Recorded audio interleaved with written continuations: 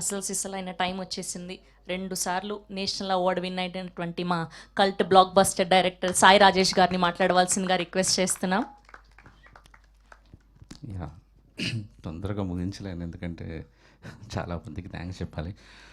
అందరినీ చూడడం చాలా హ్యాపీగా ఉంది. అసలు కుకట్పల్లి బస్తీ అంతా గుర్తొస్తుంది.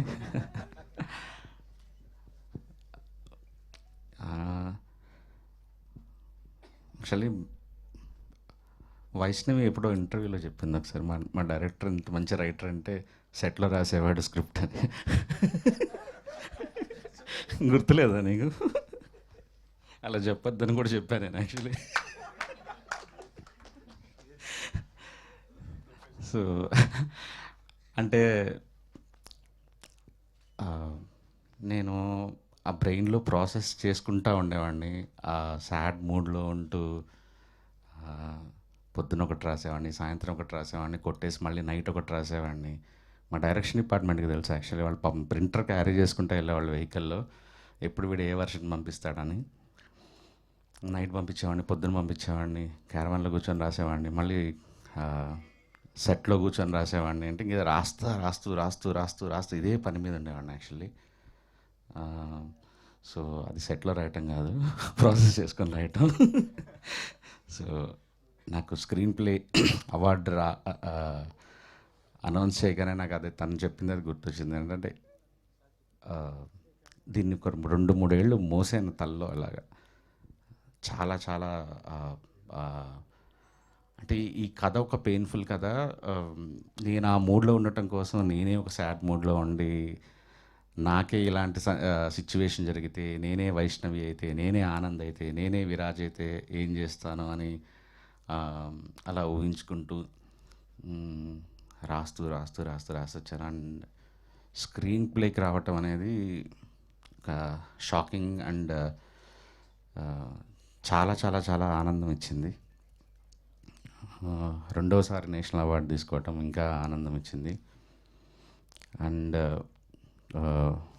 విప్లవ్ నేను ఫస్ట్ కలిసిన, అంటే ఫస్ట్ సారి నేషనల్ అవార్డు ఒక్కసారి విన్ అయిన తర్వాత స్పెషల్గా చూస్తారు. అంటే ఒక నేషనల్ అవార్డు విన్నర్ ఫిల్మ్ వస్తే, ఇంతకుముందు ఆల్రెడీ గెలుచుకుంటే వాళ్ళు కొద్దిగా చాలా జాగ్రత్తగా చూస్తారు, ఓకే ఏమన్నా మళ్ళీ తీసాడా అన్నట్టుగా. సో నేను విప్లవ్కి ఫస్ట్ రోజు నేను కలిసినప్పుడు ఆల్రెడీ కలర్ ఫోటోకి అవార్డు వచ్చింది కాబట్టి విప్లవ్ బేబీ కొద్దిగా ప్రయారిటీతో చూస్తారు, మనం ఎలా అయినా నువ్వు ఒక విజన్తో చూడు విప్లవ్ అన్నాను.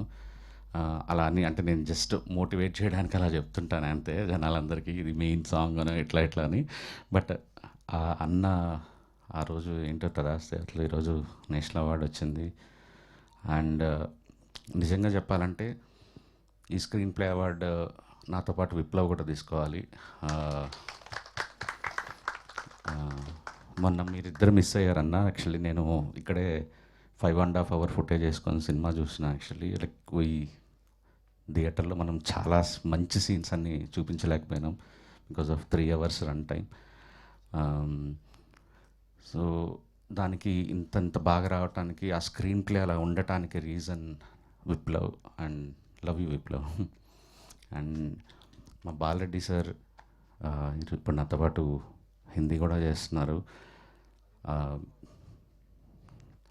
Thank you sir. మీరు ఈ విజన్ మీరు ఇవ్వకపోతే ఈరోజు ఇలా ఉండేది కాదు సినిమా. అండ్ థ్యాంక్ యూ అంత. అండ్ సురేష్ గారు మా డైరెక్టర్, థ్యాంక్ యూ ఈ వరల్డ్ క్రియేట్ చేసి ఇచ్చినందుకు. సారథి గారు thank you. Devi thank you. ఈ పాట గురించి చెప్పాలంటే యాక్చువల్లీ విజయబుల్గా నిన్న అప్పుడు ఒక 3-4 చిన్న సినిమాలు చేస్తున్నాడు. ఒక సిచ్యువేషన్, ఒక డిఫరెంట్ సిచ్యువేషన్, హీరో ఆనందంగా పాడుతుంటాడు, బట్ వెనక జరిగే సిచ్యువేషన్ చాలా పెయిన్ఫుల్ సిచ్యువేషన్. వెనక జరిగే పెయిన్ఫుల్ సిచ్యువేషన్ అంటే అదేమైనా ప్యాథో సిచ్యువేషన్ కదా, ఇట్స్ ఎ కైండ్ ఆఫ్ ఒక రొమాన్స్ జరుగుతుంటుంది. సో వీడు పాడేదానికి అక్కడ జరుగుతున్న విజువల్కి సంబంధం లేదు, కానీ చూసే జనాలకి మాత్రం చాలా షాకింగ్గా ఉండాలి. సో ఇది మనం ఇప్పుడు కంపోజ్ చేయొద్దు, ఫస్ట్ నేను విజయ్ని సెలెక్ట్ చేసినప్పుడు ఇది మనం లాస్ట్ సెలెక్ట్ చేసుకుందాము, సో ఈజియెస్ట్ సిచ్యువేషన్ క్రియేట్ చేద్దామంటే లేదు సార్ ఇది క్రియేట్ చేస్తాను ఫస్ట్ ఈ సిచ్యువేషన్ అన్నాడు.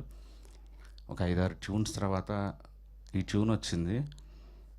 విజయ్ చాలా దరిద్రంగా పాడతాడనేది అందరికీ తెలుసు బేసిక్గా. సో నాకు అర్థం కావట్లేదు విజయ్, ఒకసారి ఎవరైనా ఊరికే లిరిక్ రాయించి నాకు ఏదైనా ఒక ఫేక్ లిరిక్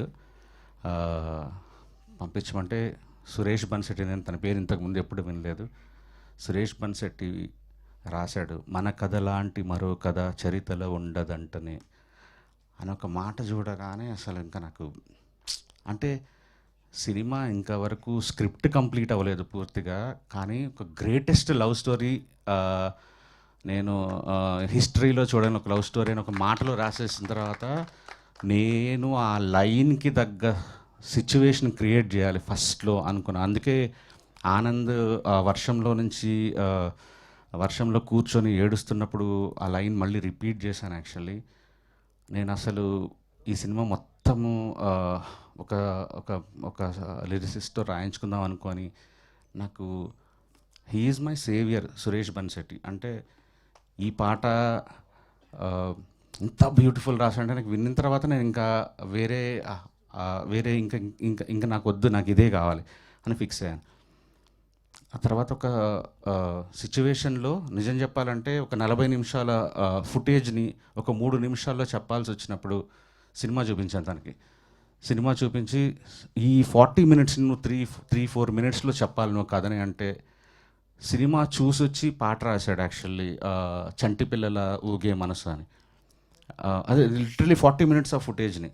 ఆ తర్వాత సినిమా అంతా అయిపోయింది, క్లైమాక్స్లో మళ్ళీ ఒక బ్యాక్గ్రౌండ్ స్కోర్లో ఎక్కడో పడిపోతుంది ఏదో అనుకుని అక్కడ ఒక పాట సిచ్యువేషన్ మళ్ళీ క్రియేట్ చేసి లిటరలీ సింగర్ వచ్చేసి అక్కడ పాట పాడుతుంటే సాహితీ తను అక్కడ కూర్చొని అప్పటికప్పుడు పాట రాశాడు,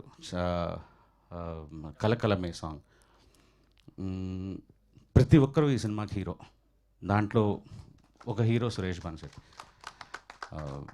థ్యాంక్ యూ సార్. లైక్ మీ మాటలో తను పాడటం, ఆనంద్ దానికి ప్రాణం పెట్టడం, ఆ పాటలో యువర్ ద బెస్ట్ అంతే. ఇంకా 5 పాటలు రాశారు నాకు.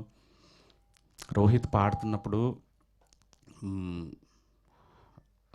నాకు రోహిత్ తన అచీవ్మెంట్ ఇంతకుముందు తెలియదు, తను ఆల్రెడీ ఇండియన్ ఐడల్ గెలుచుకున్నాడు, ఇవన్నీ నాకేం తెలియదు.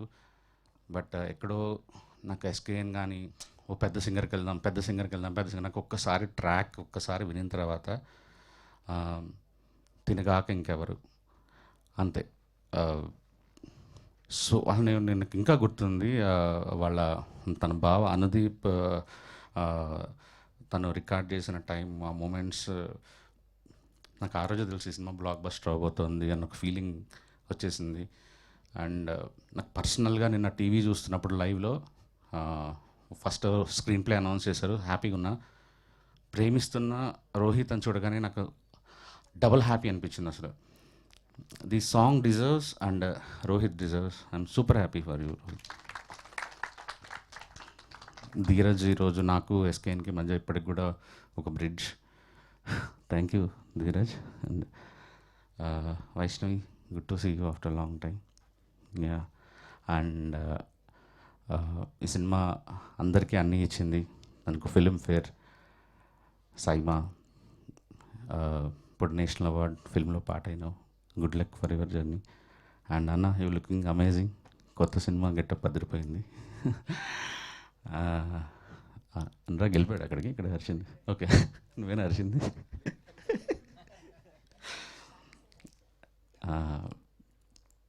ఆనంద్ అన్న ఈ పాట పాడేటప్పుడు నాకు ఇంకా గుర్తుంది. అంటే తనకి అప్పటి వరకు ఎప్పుడు లిప్ ఇవ్వలేదు తను, అంటే పాట పాడేది.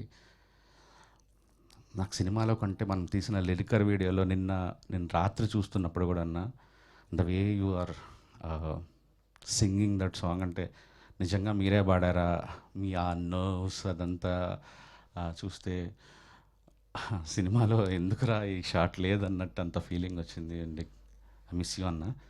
అండ్ ఎస్కేఎన్, యా, ఇది ఊరికే చెప్పచ్చు కానీ ఇట్లా అన్నీ తనకు డబ్బులు రావచ్చు, నేషనల్ అవార్డ్ సినిమాకి ప్రొడ్యూస్ చేయొచ్చు, కానీ శ్రవంతి ఇందాక చెప్పినట్టు ఫస్ట్ దే ఎమోషన్ అయ్యాను నేను. నన్ను ఎవరు నమ్మని రోజు నాకు నమ్మాడు అని. నిజంగా నాతో పనిచేయడం చాలా కష్టం. ఎందుకంటే అలా లాగుతుంటా, రాస్తుంటా, పీక్కుంటా, మళ్ళీ తీసిందే తీస్తుంటా, చెక్కిందే చెక్కుతుంటా.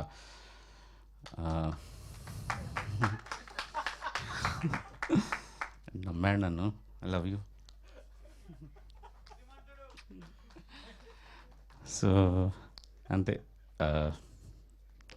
తీద్దాం అనుకున్నాం, తీసాం. ఆ రోజు అనుకున్నాం, ఐ థింక్ ఇక్కడేనా మనం కలిసింది ఫస్ట్ టీజర్ ఇక్కడే అయింది, first event. Thank you SKN for everything. I think ఎవరిని మర్చిపోలేదు అనుకుంటున్నా. రమణి థ్యాంక్ యూ. సారథి గారు లాస్ట్ మినిట్ వరకు సపోర్ట్ చేసినందుకు. నాకు ఎప్పుడైనా ఎవరైనా పొగుడుతుంటే ఇలా మైక్ తీసుకుంటా కానీ శ్రవంతి ఫస్ట్ నువ్వు పొగుడుతుంటే నాకు మంచి ఆనందంగా అనిపించింది ఈరోజు. You deserve this, you deserve this. So happy for you. Thank you so much. Thank you Rajesh గారు, థ్యాంక్ యూ సో మచ్.